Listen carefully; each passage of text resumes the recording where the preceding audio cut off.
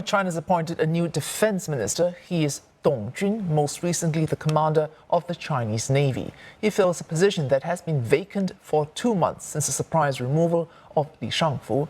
Beijing has yet to provide an official reason for the removal of Mr. Li in October. More, Lo Minmin joins us live from Shanghai. Minmin, given what defense ministers in China can actually do, how does Mr.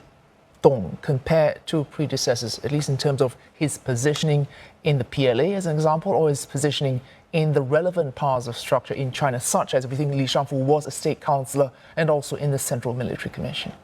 A very significant development to watch because prior to his promotion, Mr. Dong was the top naval commander of the PLA, the People's Liberation Army, whose job includes overseeing the contested South China Sea waters. And his background couldn't be more different from his predecessor, former Defense Minister Li Shangfu, who was abruptly removed from his post in October and dismissed from the Central Military Commission as well.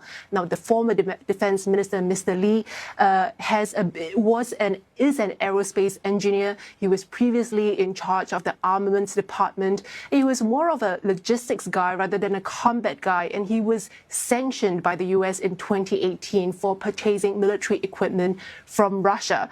In contrast, Mr. Dong spent his entire career in the Navy, and this really suggests that the importance of China's Navy in its overall military strategy.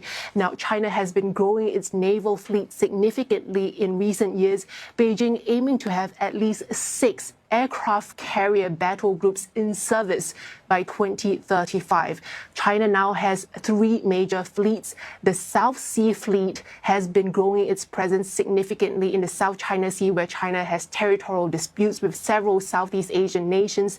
The North Sea Fleet is holding regular military drills with Russian forces.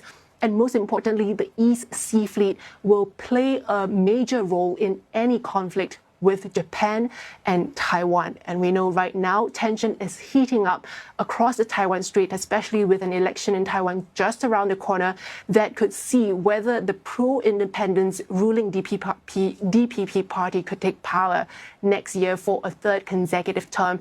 And that would have major implications on cross-strait relations.